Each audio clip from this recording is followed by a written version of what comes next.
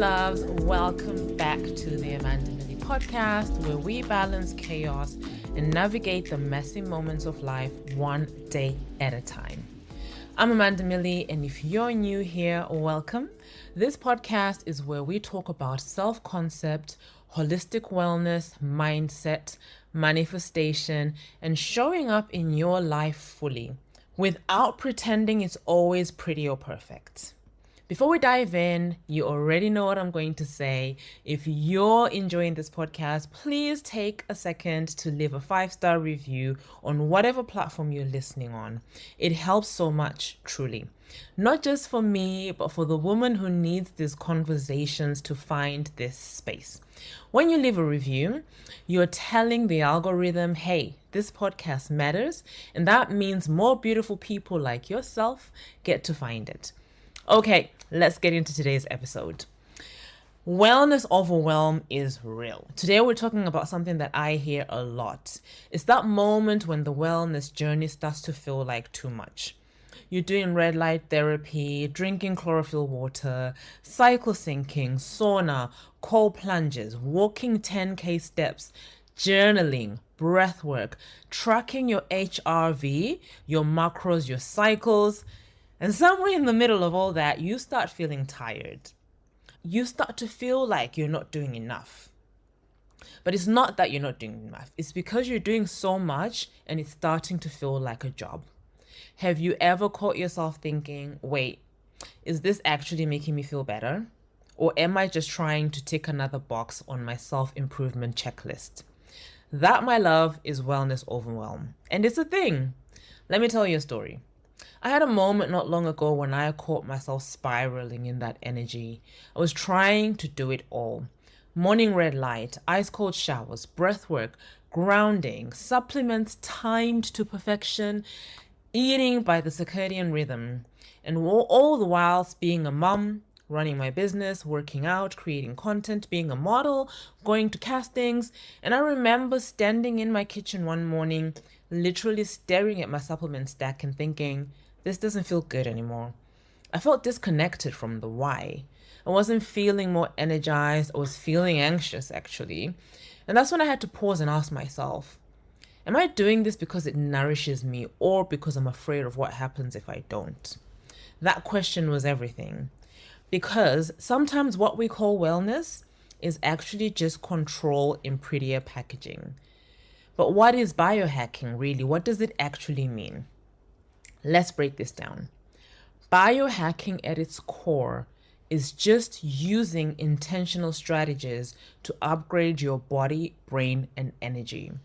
That's it. And you don't need to spend hundreds, thousands of pounds on gadgets or follow an 8-step morning routine to do it. If you are supporting your sleep, you are regulating and nourishing your nervous system, optimizing your mindset and environment, you are already biohacking. It's not about performance, it's about presence. Wellness feels overwhelming right now, and here's why. We are being bombarded with information. Every scroll brings a new supplement, a new protocol, a new must-try habit. One person tells you to fast till noon, another person tells you to eat within 30 minutes of waking.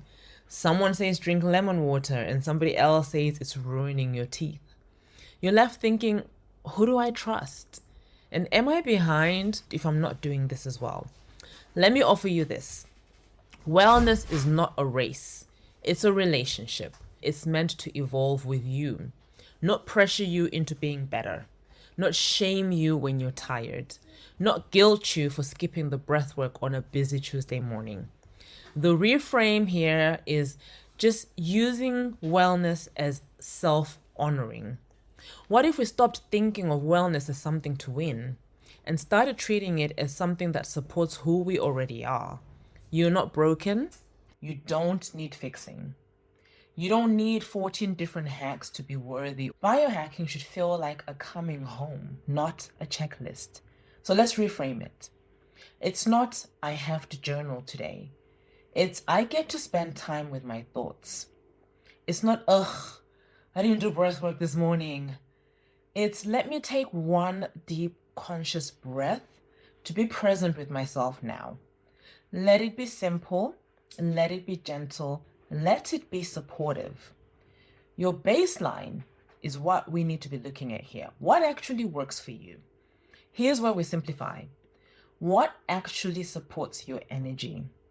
Not what Instagram says or YouTube, not what that podcast recommends. What works for you? Ask yourself, when do I feel most grounded? What actually helps me sleep better? What helps me feel clear and calm? That is your biohacking baseline. Stick with that. For me, it's magnesium glycinate before bed, red light therapy while I stretch, breath work when I feel scattered, and mineral hydration in the morning. That's it. Anything else I do is a bonus, not a burden. If you don't know where to start, I've got you.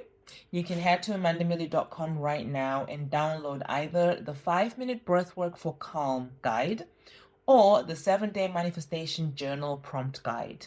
They're both free and designed to help you reset, reconnect, and regulate without adding more overwhelm.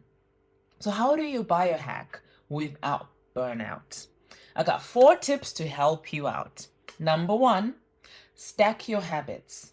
One of the easiest ways to stop wellness from becoming overwhelming is to stack the habits that you already love. Instead of creating these elaborate separate routines for each new biohack, pair them up. Let them work together, not against your time and energy. For example, I love using my red light therapy panel in the mornings, but I used to just stand there waiting for the 10 minutes to pass. Then one day I started bringing my journal into the room. I do my red light while journaling through my manifestation prompts or jotting down 3 things I was grateful for. Suddenly, it wasn't just therapy time. It became this delicious little ritual of alignment.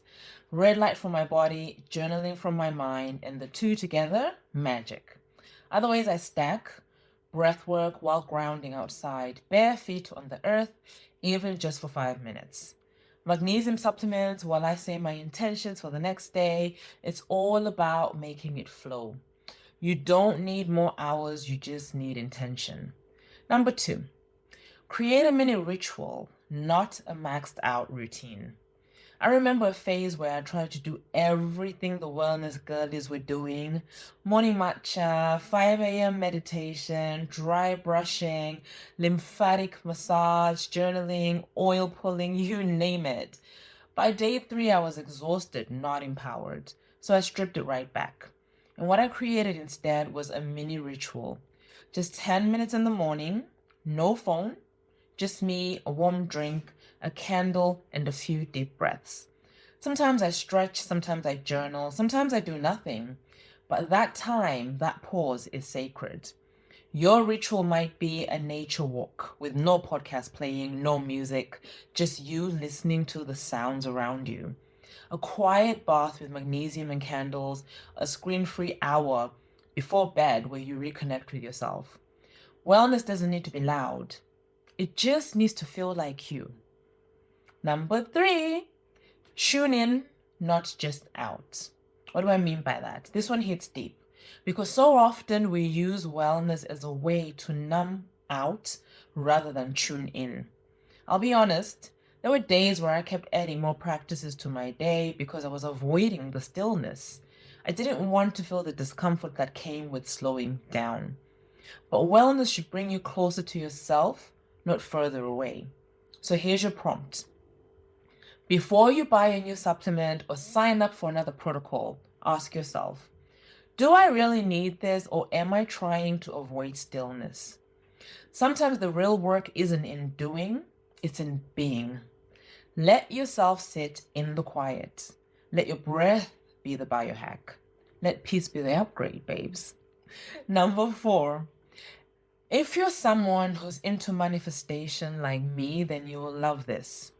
Anchor your biohacking to your future self.